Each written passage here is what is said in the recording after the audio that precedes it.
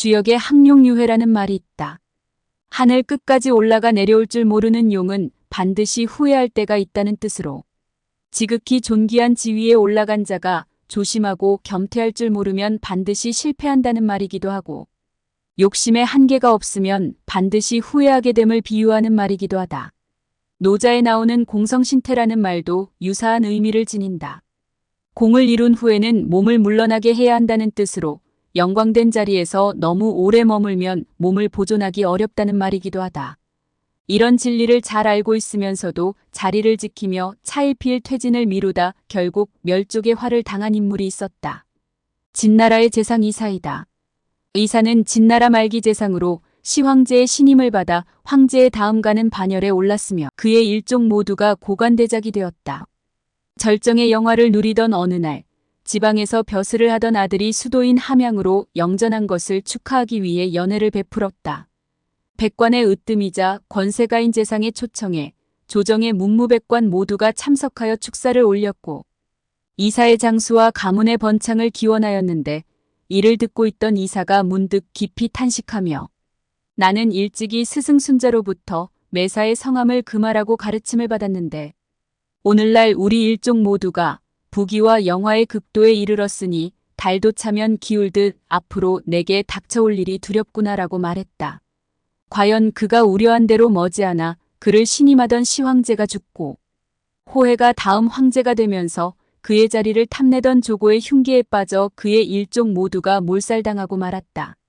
이와는 달리 건국에 절대적 공을 세우고 독재자가 될 수 있는 압도적 힘을 가졌음에도 공성신태의 교훈을 실천하여 당대에는 물론 후대에까지 극도의 존경을 받으며 사실상 신의 반열에 오른 인물이 있다.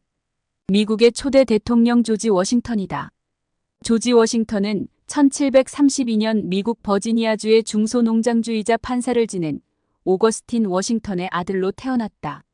11세 때 아버지가 질병으로 사망하면서 홀어머니와 어렵게 살았으며 가정 형편상 초등학교 수준의 교육만을 받았다.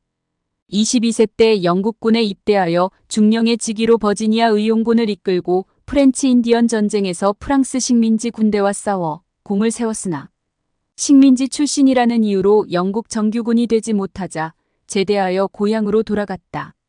1758년 마사 커스티스라는 부유한 과부와 결혼하면서 부호의 반열에 오르게 된 워싱턴은 재력을 바탕으로 1759년 버지니아주 하원 의원으로 정계에 입문한 후 독립운동에 앞장섰다. 1774년 제2차 대륙회의에서 대륙군 총사령관에 선출된 후 숙련되지 못한 군인들을 이끌고 세계 최강의 영국군과 싸워 승리했으나 대륙군이 영국군을 상대로 승리를 거듭할수록 대륙회의는 워싱턴에 대한 경계감을 높여갔고 심지어 지원조차 미온적일 때가 많았다. 군대를 보유한 워싱턴이 전제군주가 되지 않을까 하는 의심 때문이었다. 1783년 파리 평화조약으로 종전이 선언되면서 모든 이가 워싱턴의 다음 행보에 주목하였으나 그해 12월 23일 워싱턴은 모두의 우려와는 달리 사령관직 사퇴와 더불어 모든 공직에서 물러날 것을 공식 선언하고 낙향했다. 이후 재헌의회가 구성되면서 각 주의 대표들은 만장일치로 워싱턴을 의장으로 추대하였고 미합중국 헌법에 따라 1789년 2월 4일 세계사 최초로 국민이 직접 뽑은 대통령에 선출되었다. 워싱턴의 임기는 제한이 없었고 그를 필적할 경쟁자도 없어 장기 집권이 가능했음에도 두 번째 임기를 마친 후 많은 사람의 만류를 뿌리치고 자리에서 물러나 또다시 낙향했다. 워싱턴은 본인이 의도하면 전제군주가 될 수도 있었지만 누구의 권유도 없이 스스로 내려왔다.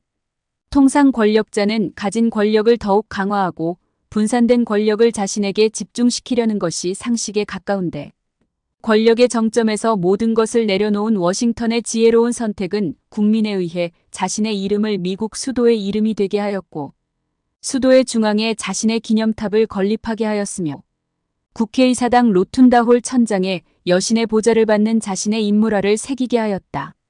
한 사람의 일생에 절정기가 있듯 투자의 세계에도 절정의 단계가 있다.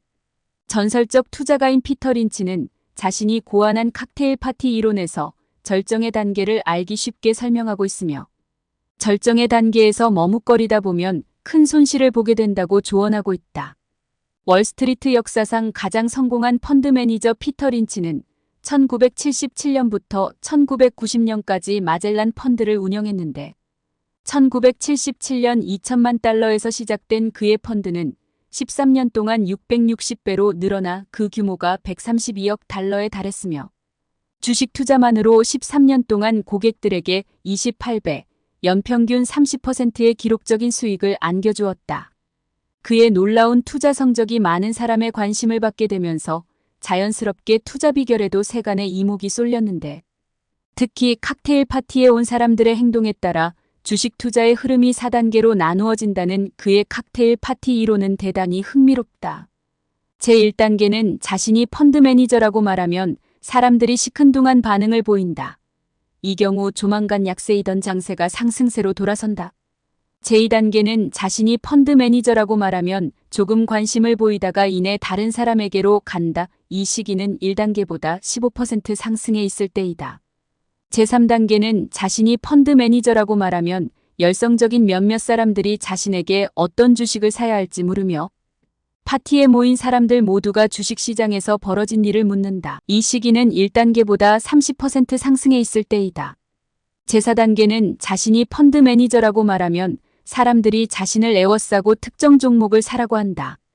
이 시기가 주식시장의 절정 지점이며 머지않아 급격한 하락이 시작된다. 월스트리트에 살아있는 전설, 영적인 투자가 등의 별칭을 가지고 있는 존 템플턴도 다음과 같은 말로 투자자들에게 분명한 교훈을 주고 있다. 강세장은 비관 속에서 태어나 회의 속에서 자라며 낙관 속에서 성숙해 행복 속에서 죽는다. 가장 비관적일 때가 가장 좋은 매수 시점이고 가장 낙관적일 때가 가장 좋은 매도 시점이다. 오랜 기간 경이로운 수익을 거둔 최고의 투자자들은 하나같이 절정의 단계가 찾아오면 매도 시점을 고려하라고 조언하고 있다. 절정의 시점에 이르면 후유증 없이 내려갈 준비를 해야 함에도 오히려 가속해야 할 시점으로 오인하는 사람들이 의외로 많다. 한 시점에 대한 평가는 적어도 그때가 지난 후에야 비로소 알 수 있지만 매사가 뜻대로 되고 앞으로도 그럴 것이라는 낙관이 마음을 지배하는 순간이 찾아온다면 그때가 인생의 정점일 확률이 높으며 행여 그런 때가 온다면 이후 다가올 급격한 쇠락을 서둘러 대비해야 한다.